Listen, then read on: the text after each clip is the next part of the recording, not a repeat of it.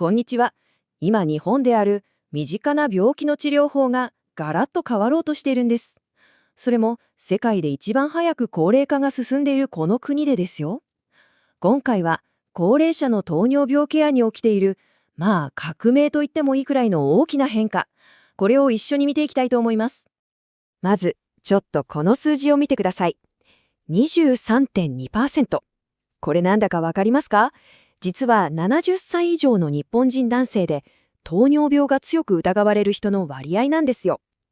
いやー、これだけでも今の高齢者医療がどれだけ大変な状況にあるか、なんとなく想像つきますよね。ほんの少し前まで、もう何十年も糖尿病の治療って言ったら目標はたった一つでした。とにかく血糖値を下げる。これだけだったんです。でも今やその考え方、実は危険かもしれないって言われてるんですよ。どうしてって思いますよね。はい。というわけで、今回はこんな流れで、日本の糖尿病治療に起きているまさに劇的な考え方の転換、パラダイムシフトを追っていきます。では、早速最初のセクション、糖尿病の新たな現実から見ていきましょう。日本の高齢化ってよく聞きますけど、それがどうして糖尿病のケアをここまで大きな国レベルの課題にしちゃったのか、その背景には時間との戦いみたいなものがあるんです。これがですね、2022年の全国調査のデータなんですけど、見てください。糖尿病が強く疑われる人の割合、男性だと 18.1%、女性でも 9.1% もいるんですよ。これってもう全然他人事じゃない、本当に身近な問題だってことですよね。しかも、特に高齢の方の場合、糖尿病ってそれ単体で終わらないことが多いんです。ここに老年症候群っていうのが絡んでくるんですね。例えば、認知機能が落ちてきたり、体が弱ってフレイルになったり、転びやすくなったり、栄養が足りなくなったり、いろいろな問題が複雑に絡み合っちゃう。だから今の医療はただ血糖値だけを見るんじゃなくて、こういう全体をひっくるめて考えるっていうのが新しい当たり前になってきてるんです。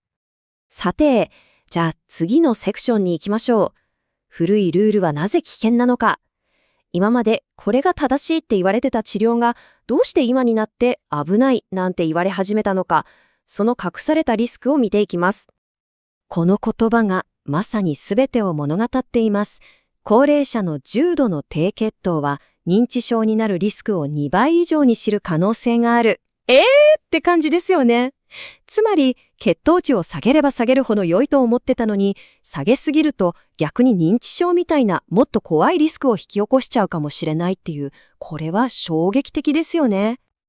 ちょっと整理してみると、昔の目標ってすごくシンプルだったんですよ。血糖値をできるだけ低く、カロリーは厳しく制限。でも、良かれと思ってやっていたその結果、何が起きてたかっていうと、低血糖で倒れちゃったり、頭がぼーっとしたり、筋肉が落ちて体が弱くなったり、まさに新しい危険を自分たちで作り出してしまってたわけですね。じゃあ、どうすればいいのってなりますよね。そこで出てくるのが、このセクション3です。2023年に新しくなったガイドラインが目指しているのはまさにこれ。あなたに合った目標と治療。もうみんな同じっていう時代は終わって、一人一人に合わせる個別化の時代になったということです。そう、ただ、低い数字を目指すんじゃダメなら、じゃあ一体何をゴールにすればいいんでしょうか。このシンプルな疑問こそが、新しい治療の考え方のスタート地点なんですね。その答えがこの表に詰まっています。新しい HbA_C の目標値ですね。見ていただくと、患者さんの状態、つまり認知機能とか、身の回りのことが自分でできるかどうかに合わせて、3つのカテゴリーに分けてるのがわかりますよね。これで目標を柔軟に変えていくんです。で、何より大事なのが、この右の方にある下限値。これすっごい重要です。つまり、これ以上は下げすぎないでねっていう安全ラインが初めて設定されたんですよ。もう低ければ低いほど良いじゃないんだっていう、本当に大きな変化ですよね。はい、続いてセクション4、制限から筋力へです。食事とか運動の考え方も本当にガラッと変わりました。もうね、ただひたすら我慢するっていうのは古いんです。この比較を見ると、もう一目瞭然ですよね。昔はカロリーを減らせ、体重を落とせだったのが、今は筋肉を維持しよう、体が弱るのを防ごうに変わったんです。みんな同じ BMI 目標じゃなくて、その人に合った栄養管理をしていこうっていう風にね。そして、この新しい考え方を象徴するのがこの数字。1.2 グラムパーキログラム。これは1日に体重1キロあたり 1.2 グラムのタンパク質を取りましょうっていう目標なんです。筋肉が減っていくサルコペニアにちゃんと栄養で対抗していこうっていうことですね。これ、昔の指導に比べると実はかなり多い量なんですよ。運動もね、3つのセットで考えるのが新しいスタイルです。まず、ウォーキングみたいな有酸素運動。それに加えて、スクワットみたいな筋トレ、いわゆるレジスタンス運動。そして最後に、片足立ちみたいなバランス運動。ただ歩くだけじゃなくて、ちゃんと筋力とバランスも鍛える。これが大事だってことですね。さあ、セクション5は、ケアはチームスポーツ。いい言葉ですよね。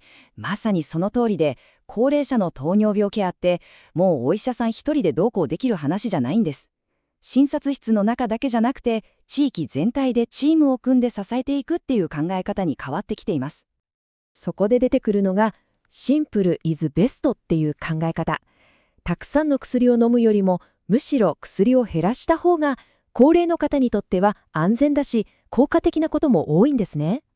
専門的には、脱強化療法って言うんですけど、薬を減らすこと、やめることだって立派な治療の一つなんだっていう発想の転換です。じゃあ、そんなチームケアって具体的にどんな感じなのっていうと、例えば、奈良県の取り組みがすごく参考になります。大きな病院が町のクリニックと連携して、お医者さんや看護師さんだけじゃなく、栄養士さん、薬剤師さん、それに臨床心理士さんまで一つのチームになって患者さんを支えるんです。足のケア専門の外来があったり、心のケアまでしたり、まさに地域全体で一人の人を支えるっていう理想的な形がもう実現されてるんですね。さあ、そしていよいよ最後のセクションです。ここまでいろいろな変化を見てきましたが、その根底にある一番大きなもの、それは哲学のシフトです。もうね、これは単に病気を治すっていうレベルの話じゃなくて、患者さんの良い人生そのものを支えるんだっていう、医療の目的自体が根本から変わったってことなんです。今日お話ししてきたこと、全部この1枚に詰まってるかもしれませんね。古い目標と新しい目標。昔は病気をコントロールしようとしていた。でも今はその人を支える。将来の合併症を恐れるんじゃなくて、今この瞬間の生活の質を一番に考える。ただ数字を追いかけるんじゃなくて、その人の尊厳と自立を守る。そう、病気を見るんじゃなくて人を見る。これが一番大きな哲学の転換なんですね。日本で今起きているこの変化って、実は世界中の誰もが無関係じゃない大きな問いを投げかけてると思うんです。世界中でどんどん高齢化が進む中で、医療ってただ寿命を延ばすためだけにあるんだろうか。いや、そうじゃなくて、僕たちがよりよく生きるために何ができるんだろうって。この問いについてみんなで考えていくこと。それが未来の医療を作っていく最初の一歩になるのかもしれないですね。動画が気に入ったら、チャンネル登録、いいねボタン、高評価のコメントをお願いします。